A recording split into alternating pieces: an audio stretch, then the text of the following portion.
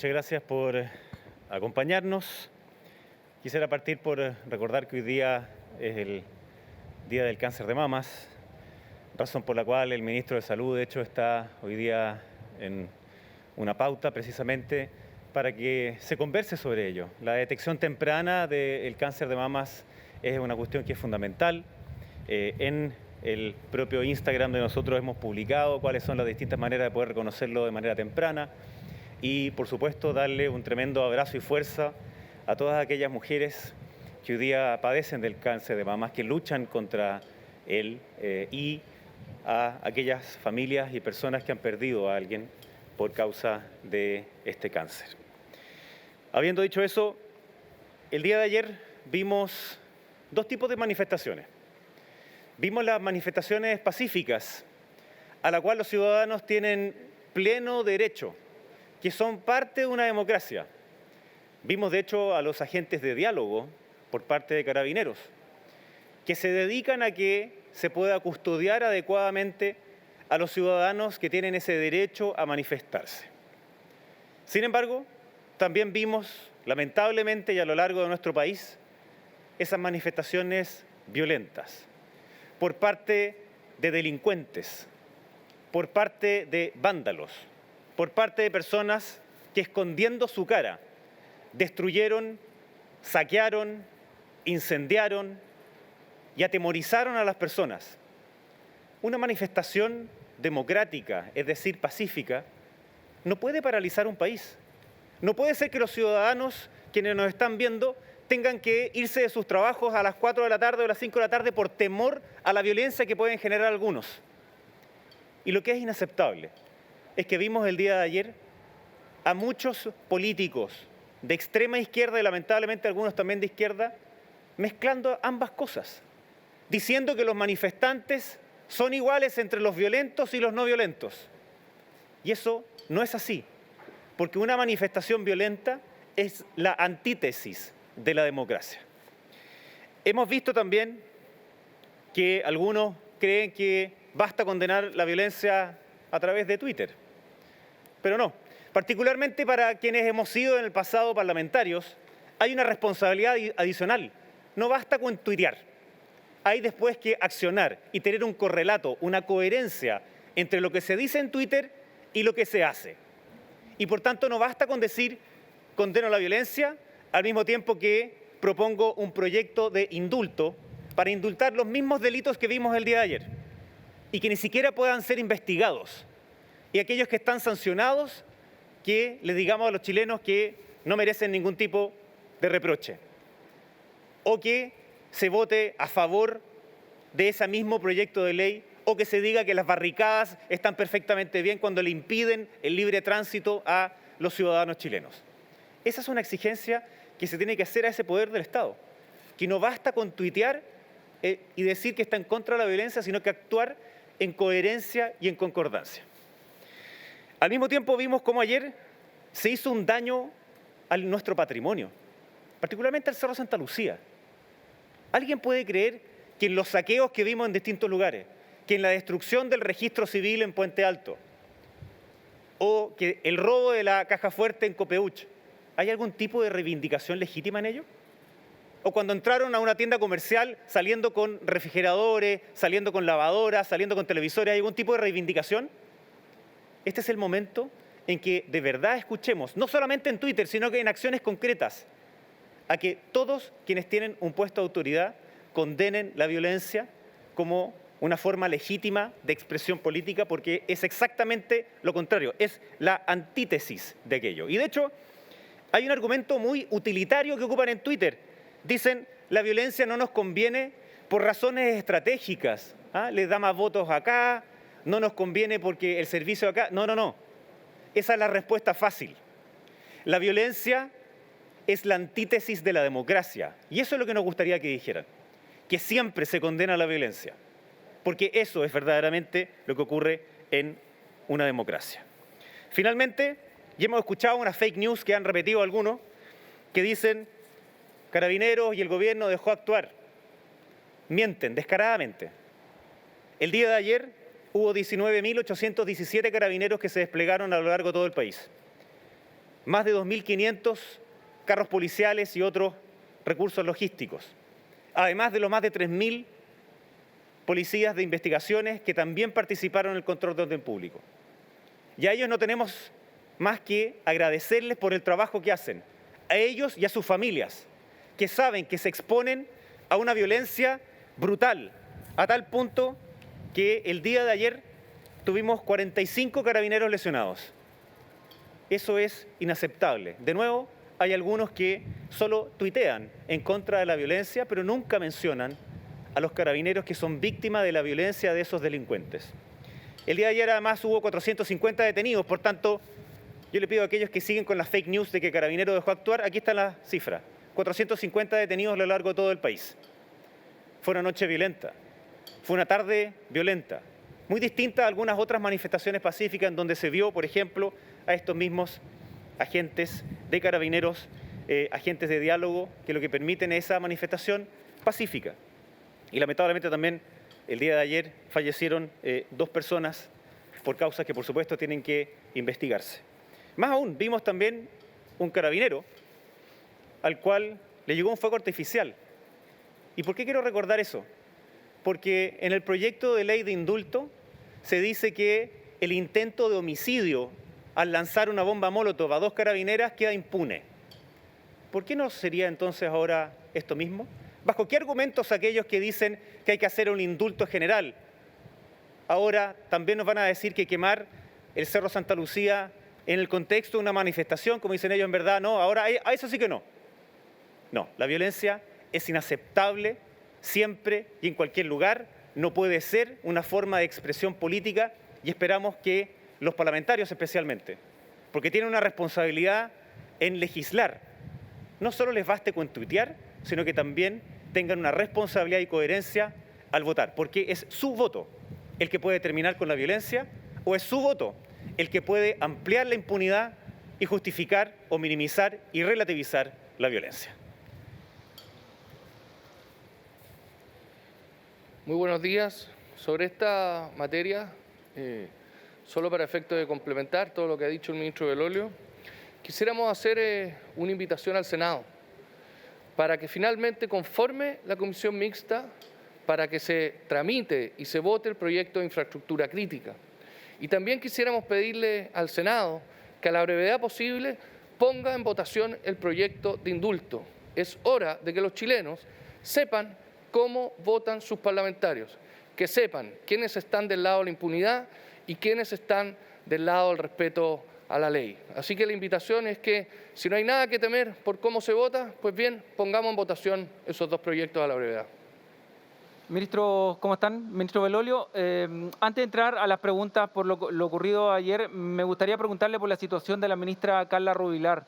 Ayer llamó la atención el silencio de la Moneda, se la dejó sola dando las explicaciones. No queda claro si la Moneda y el presidente respaldan a la ministra Rubilar, si es conveniente por el gobierno que ella dé un paso al costado.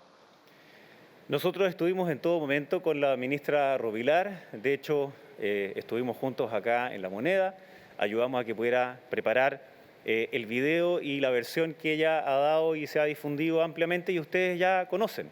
El propio ministro de Interior por la noche también le preguntaron sobre la misma materia, por tanto no existe tal soledad. Lo que hay es que ella ha dado su versión, la Contraloría ha pedido información y la ministra ha dicho que está, por supuesto, en plena concordancia en entregar toda la información disponible y esperamos que esa investigación sea lo más rápido posible para obviamente poder descartar cualquier irregularidad. Y sobre lo otro, cuando los ministros ejercemos nuestro cargo, es cuando obviamente existe esa confianza. Ministro Belolio, ¿cómo está? Un gusto saludarlo. Estamos en vivo para el Mucho Gusto. Quiero hacer un matiz sobre lo que usted declara ahora y lo que hizo hace un ratito atrás en la mañana el subsecretario Gali, en donde él personaliza derechamente las críticas. Usted habla de quienes escriben por Twitter, pero en la mañana Gali habló derechamente del candidato Boric y la candidata Proboste. Usted ahora no nos menciona directamente. ¿Fue un error del subsecretario Gali personalizar esas críticas tomando en cuenta el contexto electoral en el que los vivimos? Y lo otro, una pregunta directa. ¿Quién es el encargado del orden público? ¿El gobierno o los candidatos? Bueno, no sé cuál fue el matiz, porque yo lo que me estoy refiriendo y hablé con el subsecretario Gali es que Es distinto cuando una persona está en el Parlamento, que como dije, es su voto el que puede ampliar la impunidad, ampliar la legitimación de la violencia o, al contrario, el decir que se aprueban leyes para que se ayude al control de orden público. Tenemos un problema grande en esto, Simón, que es que durante mucho tiempo se ha perdido legitimidad en el accionar de nuestras policías, de nuestros carabineros. Y la pregunta es cómo se recupera aquello, porque para que haya orden público y paz social se requiere esa legitimidad. Sin embargo, hay algunos que han demonizado cualquier tipo de acción de carabineros y que mezclan y dicen que cualquier manifestante es lo mismo que un manifestante violento, y no lo son. Son completamente distintos. Obviamente que el gobierno tiene una responsabilidad con respecto al orden público, pero también lo tiene el Estado, Simón. Entonces, cuando uno ve que una parte del Estado, el Congreso en este caso, propone un proyecto de ley que dice que tiene que quedar en la impunidad quien saquea, quien roba, quien incendia, quien hace daño al patrimonio, quien intenta asesinar a 2 carabineras con una bomba molotov y ahora el equivalente con un fuego artificial. A eso es a lo que se estaba refiriendo el subsecretario. Como le digo, hablé con él y por supuesto que ayer tuvimos un día difícil. Obvio que fue muy difícil y hay muchas víctimas en esto. Todos vieron a esa persona que en Coquimbo, en La Serena, le quemaron su auto que le había costado 2 años poder comprar. Otras personas vieron cómo se saquearon locales comerciales. Claro, algunos dicen, oye, ¿cómo saquean a los chicos y no a los grandes? No, a ninguno, porque ninguno merece ser saqueado. La violencia no se puede justificar como acción legítima.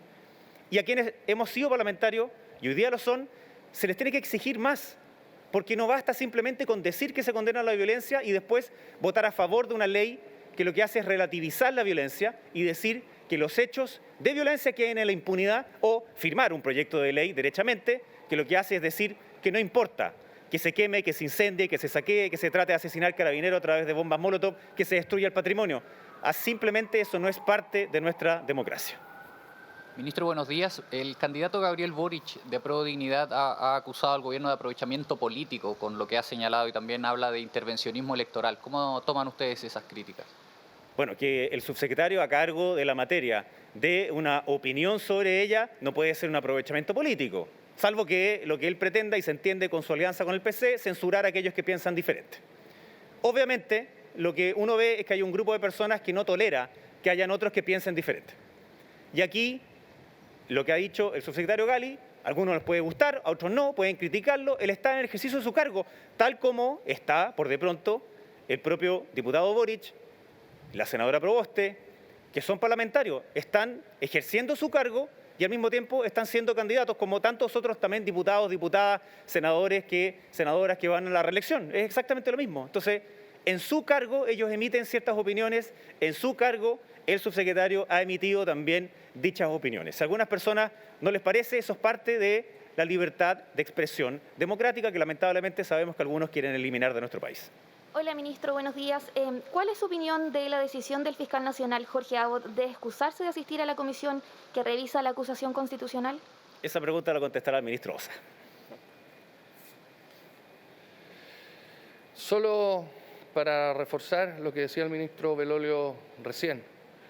Si hay una candidata presidencial que ha firmado un proyecto de indulto, si hay un candidato presidencial que ha votado en contra del proyecto de infraestructura crítica, ¿cómo va a ser un intervencionismo electoral que les preguntemos por esa posición en tanto parlamentario?